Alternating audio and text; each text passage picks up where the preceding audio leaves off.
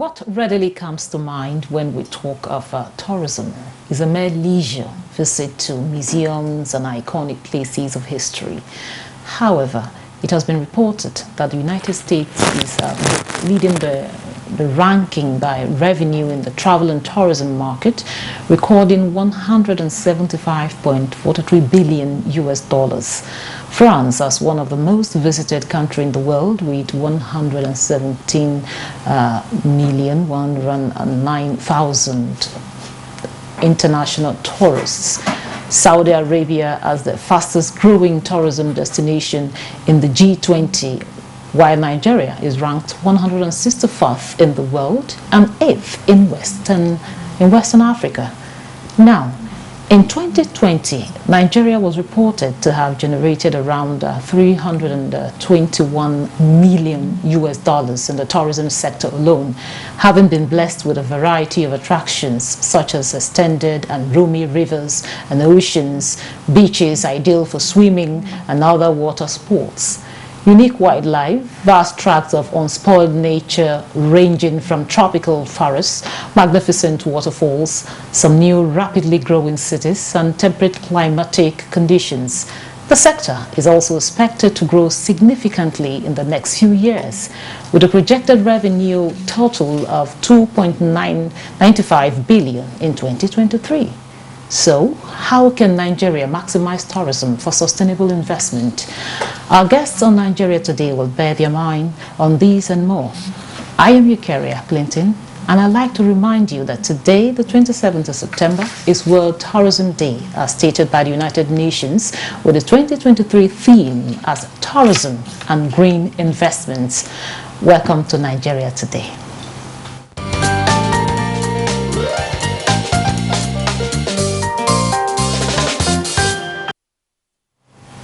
Now, joining me via Zoom for the discussion from Riyadh, Saudi Arabia, is the Director General, Nigeria Tourism Development Corporation, NTDC, Mr. Folorunsho Kuka. Mr. Kuka is representing the Minister at United Nations Program to commemorate the World Tourism Day. You're welcome to Nigeria Today. Thank you very much. Also joining us in the studio for the conversation is a culture and tourism expert, Chief Akko Otobo. It's a pleasure to have you on the program. Thank you very much. Mr. Folorunsho, can you please give us a little bit of what is, just give us a little bit of what is happening there, you know, as United Nations commemorates the World Tourism Day? Yes, certainly. The theme for this year is Global Tourism Investment Framework. The UNWTO has a global overview as to what is going on in the tourism industry. They use World Tourism Day in various locations around the world to celebrate tourism as a global industry and to share their findings from a global perspective as to what has been going on in the tourism industry. As you know, it's a $7 trillion economy a year, and Africa sees only about 5% of it, of which Nigeria also sees very little. And from the findings they share with us, we are able to rejig what our policies are to address the income shortage in tourism. This year, they chose Riyadh in Saudi Arabia, where I think it was the best attended. Over 100 countries attended. And some of the themes were building bridges between communities. That is one of the important things that tourism does. Another thing is it uncovers the potential of the undiscovered. Tourism is good for highlighting what is good about different locations. Tourism is a reward for a good home. So if your state is good or your country is good, people come to it to enjoy what you enjoy. The foundation of tourism is basically a strong domestic industry, which an international ticket is added. Sustainability is very important for the future of tourism. With the dwindling revenues in both manufacturing and extractive industries, tourism stands a very good potential in improving the lots of nations. Everything you need is already there. It's how you combine it in a new framework that truly matters. we must build the bridge between innovation, technology, and tourism. Tourism is increasingly digital, especially the marketing aspect of it. Entrepreneurs are the backbone of tourism as well. Without the encouragement, especially financial encouragement of the tourism entrepreneurs, the industry will find it difficult to grow. There's a particular demography in tourism, which is women and the youth, especially in startups, that they have played such an important role as per the UNWTO report. And I think we have a very strong digital presence. Soft power of Nigeria is incredible. And I think it's important that we, the regulators, encourage this particular aspect of it. There's also the issue of packaging seamless end-to-end travel. Like if you go to Saudi Arabia, well, as we are here, everything is one price, one lot, one ticket. And that was also emphasized as one of the ways that tourism can grow. Then there's the issue of country partnerships, joint marketing campaigns. We have Ghana not far away. We have Sierra Leone just down the line. The ministers are here and we have all spoken, and there are possibilities in that our oneness of language, our similarities in our environment, that those sort of things could be encouraged. UNWTO is also now running investment forums in countries that invite them to come and run such investment forums for them. And I think the global power of UNWTO means that they brought half their country members to come and listen to us pitch Nigeria and see Nigeria for what it is. I think that stands a great chance. They also emphasized in the issue of sustainability, rural participation. We can't all do tourism in cities. We have to look at the countryside and the rural areas. While in the rural areas, there's the issue of damage to the environment, which they warn very closely on. To mark World Tourism Day 2023, Saudi Arabia built a tourism academy, which was launched, and they pledged $100 million to train 100,000 people a year for 5 years, and they are not limiting that sponsorship to Saudi citizens. It's open to everybody globally. I'm sure they will put out the information as to how people can access that. Along the way, we also had discussions here about UNWTO Africa office in Nigeria, as well as this sort of tourism academy that will benefit not just Nigerians. We'll stop you here so that we'll hear from Chief Otobo. Now we'll come back to you on some issues you raised right now. You've heard quite a lot of things you said, a lot of things that was actually looked at. Now, looking at the Nigeria scenario, how can we make tourism sector competitive and a major economic driver? Because we're talking about diversification of the economy. Yeah, just like as the Director General of Nigerian Tourism Development has rightly said, the relevance and the importance and the economic contribution of tourism to the economy is no doubt can be overemphasized. But the major problem of the tourism state and status in Nigeria is the absence of the structural development. In Nigeria, people have idea of all the relevance and the importance of tourism and what it is. But what of the institutional development, the organizational planning for the tourism sector? It is zero. That has not been given attention at all. The poor state of our bureaucracy has actually affected the concept of the modern tourism development in the country. In the context that we know what is tourism, we know what is the importance, we know the relevance, but to what extent and how serious-minded has those structures been developed as to generate?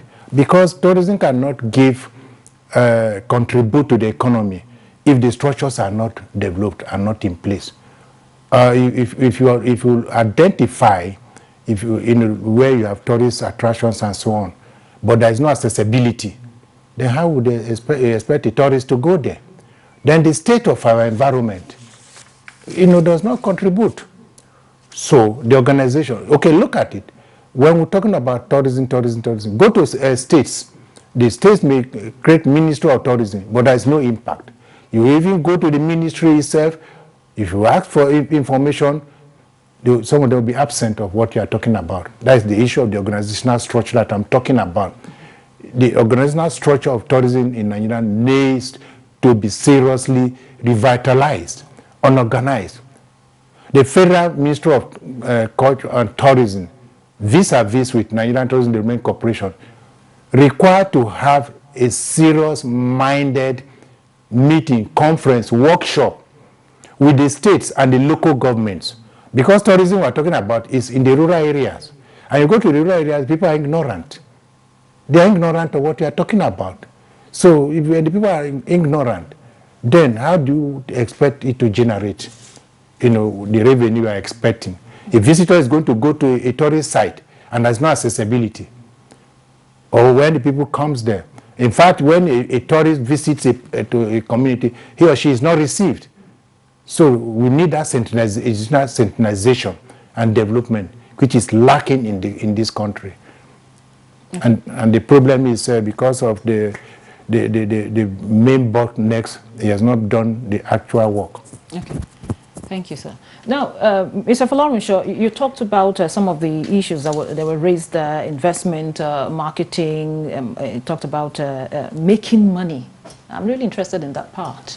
But now, if you're talking about investment, how you've been to other countries, like this one, for instance, when they just told us that they set up a tourism academy with about $100 million. Now, what is it that you have seen in other clans that we can replicate in our country to reposition on the tourism sector to attract investment?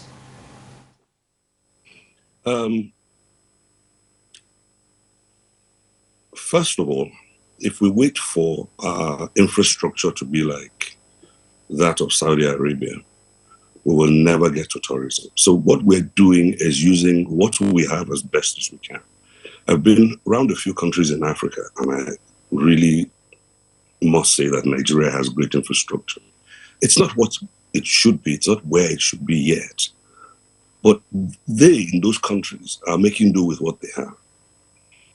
Unfortunately, we're a federation of states, and the tourism assets lie within states, and those states own those tourism assets. So we can only advise. We cannot force them, or else we go there and we build the roads. The tourism sector is not that well funded to do that. Notwithstanding, I hear what my brother over there has just said. And there's some wins. The tourism law, if we did not change the law at the end of last year, the law was 21 years old, it was moribund. The new law is one that was necessary because we had a Supreme Court judgment against the whole tourism economy, which said that the federal government could not partake in local taxes or local activities with regards to tourism. The Constitution is silent on tourism. Therefore, we have a new law. We asked for a new ministry, an individual ministry for tourism, which we didn't have before, where there's pure focus on tourism. We have a new ministry and a new minister on tourism. Now, these three things on its own form the legal framework that, like in telecommunications, in the oil industry, in banking, when they got a legal framework, they could now start to raise the revenues we see today. We have a stakeholders meeting calling all the commissioners of tourism of various states to explain to them what the new environment will look like.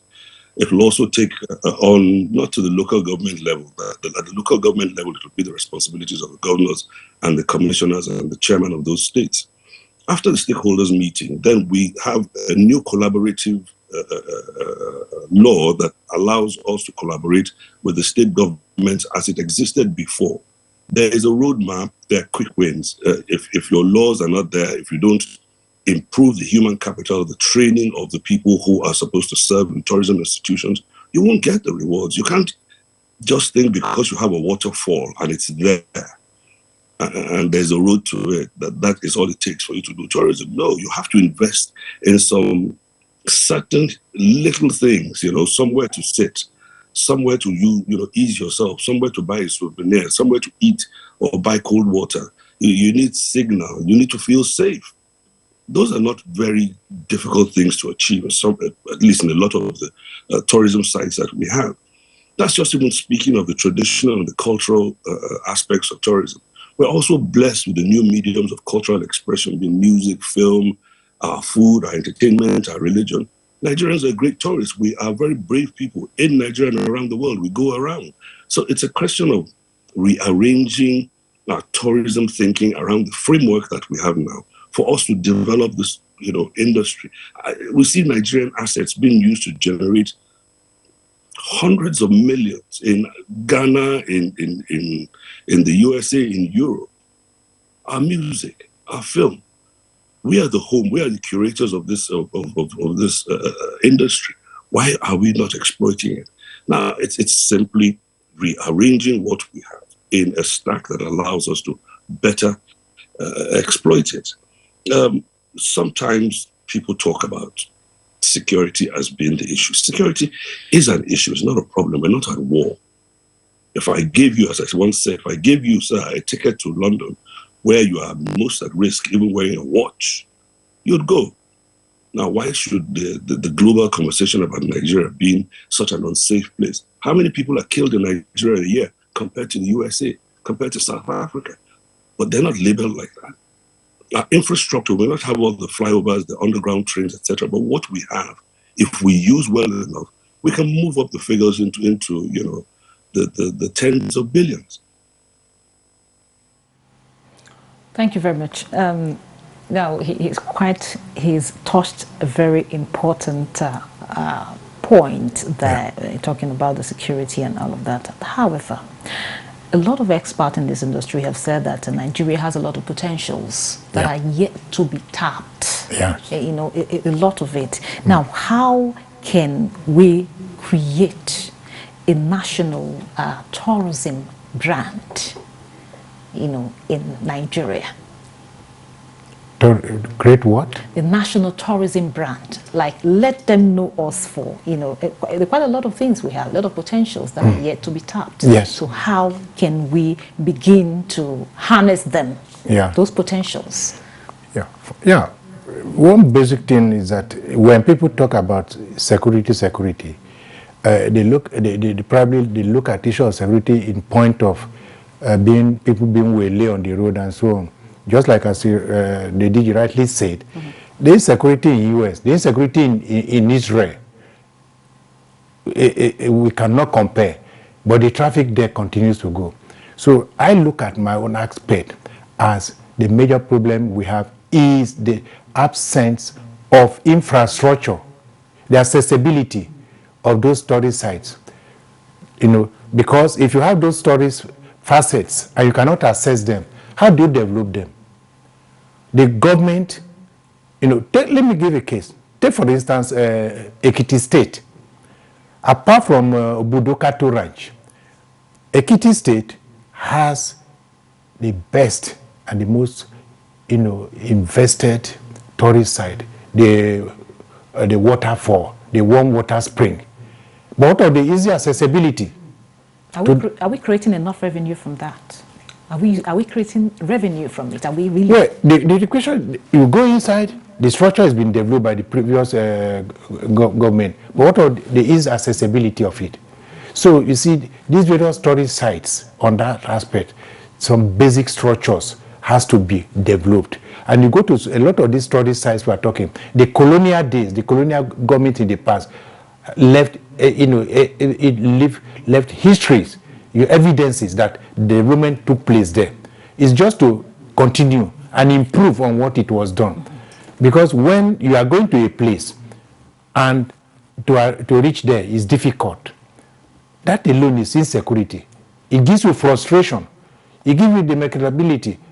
Now, like some of us in the private sector, we would love to take people to all these tourist sites, to encourage them. But how can you? when there is no road, when those areas are not accessible, then, like as I said, the other aspect, which I'm also talking, NTDC per se is just a marketing structure of tourism in Nigeria. The various branches, the various arms of the institution. You are talking of the museum, you are talking of the cultural heritage, and so on. Do they have communication? Do they have linkage? You go to some of the tourist sites. In fact, a lot of the tourist sites we are talking, or at least it's a percentage of them, are all architectural events. You go there, they are not developed, they are not improved, they are not worked. Look at recently, in the month of July, some medical students went to Calabar for a conference. And after the conference, the poor children went to the beach to have a boat ride. And because of the lack of the simple structure, the boats were not there. Okay? Two, what do we call it? This vest that they wear. Life vest. Life vest. And so on. What happened? It consumed their life. So lack of the absence of those structures are our basic problem that we need to correct, and then people will start improving. And like when I'm talking about the issue is that when